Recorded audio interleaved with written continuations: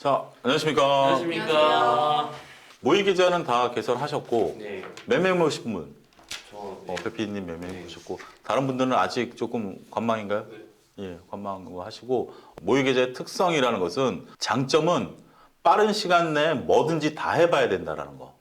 그러니까 이제 너무 그렇게 신중하실 필요는 없어요. 그냥 웬만하면 들어가서 사보고, 손절도 해보고, 이런 방법도 이용해보고, 그 기간이라는 게 3개월이고, 여러분들이 종목을 선택하면 일단 사는 걸로 그렇게 한번 해보시고, 안 되면 손절하면 되니까. 네. 근데 두 번째는 너무 이거에 연연하다 보면 감정이 안 들어가요.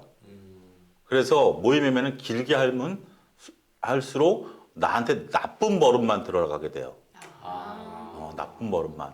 그 두 가지를 잘 적절하게 균형은 어차피 다 현명하신 분들이니까 적절하게. 그래서 다시 한번 정리하면 일단 한정된 우리 시간과 가용 자원을 가지고 하기 때문에 웬만하면 사라.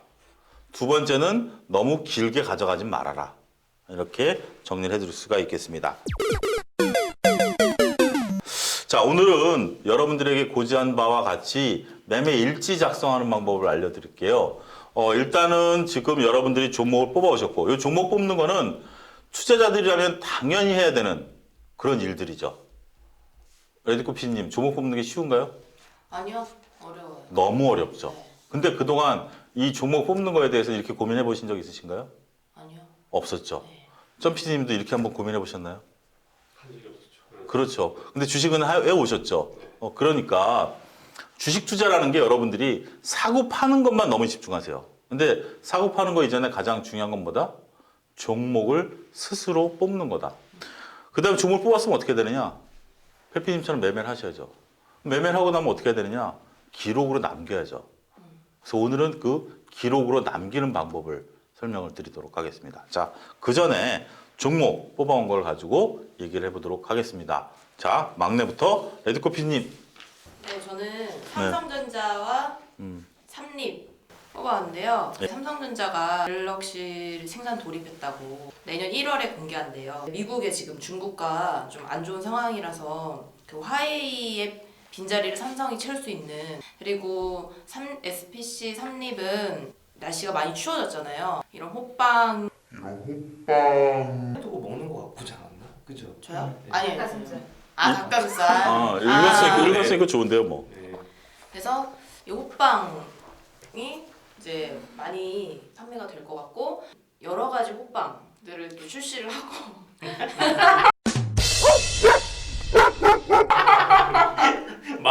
말하면서 점점 유명한 예능 프로그램 PPL도 많이 하더라고요, 삼립이. 우리는 이제 좀 더 전문가답게 하자고요. 삼성전자가 갤럭시 S를 이제 생산을 돌입한다라고 하면 내년 1월에 공개되면 그럼 삼성전자에 어떤 변화가 일어날 걸 예측하는 건가요? 판매량이 이제 올라가면서 매출이 그 판매량이 올라간다라는 게 기존의 S20 같은 경우는 판매량이 몇 대였죠? 그냥 나오면 좋아질 것이다? 뜬구름 잡는 얘기예요.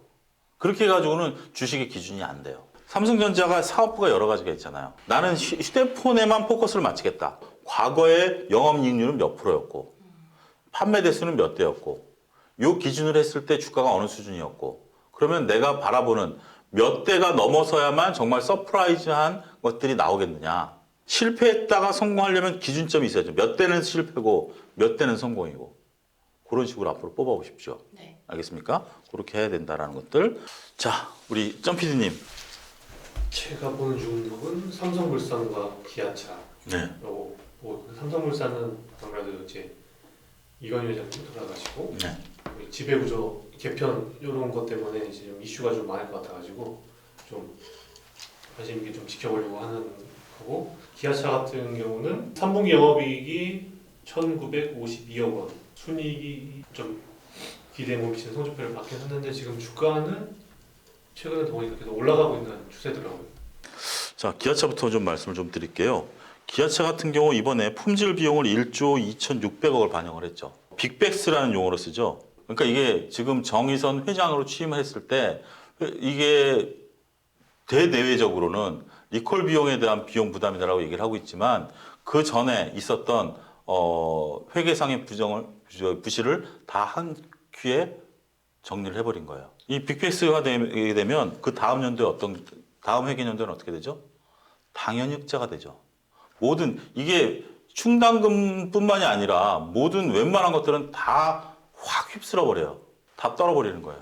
재무제표가 깨끗해져요. 그래서 여러분들이 재무제표를 알아셔야 된다는 게 그렇게 된다면 그 다음에 기아차는 여기 지금 써오신 것처럼 4분기 영업이익이 1조에 도달할 수 있을 것이다. 충분히 가능성이 있다라고 보는 거죠. 그렇다면 2분기 얼마, 3분기 얼마, 4분기 예측 얼마 이걸 표로 하나 만들어 놓으시면 눈에 확 들어오죠.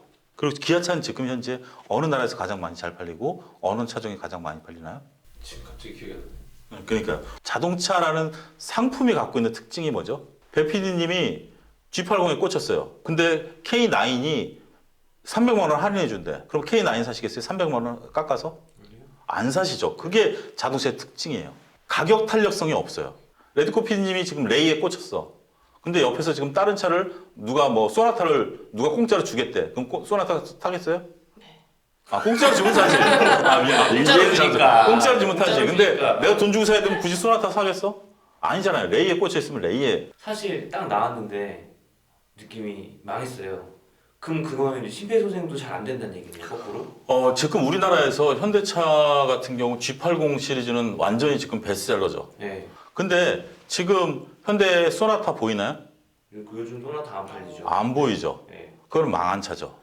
그런 측면에서 봤을 때 그럼 자동차 회사에서는 사실 신차 발표만큼 중요한 이벤트는 없는 거네요, 그럼. 망한 거는 기업의 어떤 측면에서 망한 걸까요? 좋은 질문이에요. 망했다 그러면 재빨리 뭐 다음 세대 모델을 빨리 준비해야 되니까 연구비나 이런 게 더 들어간다는 걸까요? 기존의 연구비에 대한 감가상각 비용. 그러니까 연구 이미 개발비. 이게 들어간 거. 이미 들어가. 소나타를 만들기 위해서는 대략 제가 알기로는 꽤 큰 돈, 정확한 거 저도 모르겠는데 몇 천억 단위의 돈이 들어가는데 차가 팔리든 안 팔리든 신차를 딱 발표한 순간 그 전에 개발했던 것들을 비용으로 떨기 시작하는데 차가 팔리든 안 팔리든 무조건 비용으로 떨어져 나가요. 근데 차가 잘 팔리면 그 비용 규모는 줄어들 것이고 차가 안 팔리면 비용만 나가는 거죠. 자, 몇 PD님. 네, 제가 지난번에 좀 분석을 좀 해볼 수 있는 기업을 갖고 오라 그러셔가지고 그 코스닥 기업인데 슈피겐코리아라는 기업이고요. 재무 상태가 생각보다 너무 좋더라. 일단 올해 3분기 실적 예상을 보니까 이제 매출이 1,454억 나오는데 영업이익이 283억이에요. 그러니까 매출 대비 영업이익이 20%나 나오더라고요. 그러니까 이 회사 주요 제품군들이 핸드폰 케이스가 제일 많고 핸드폰 액세서리들 만드는데 아니 이런 제조업 하는 데서 어떻게 영업이익이 20%까지 나올 수가 있냐 이런 부분 되게 놀라웠고요.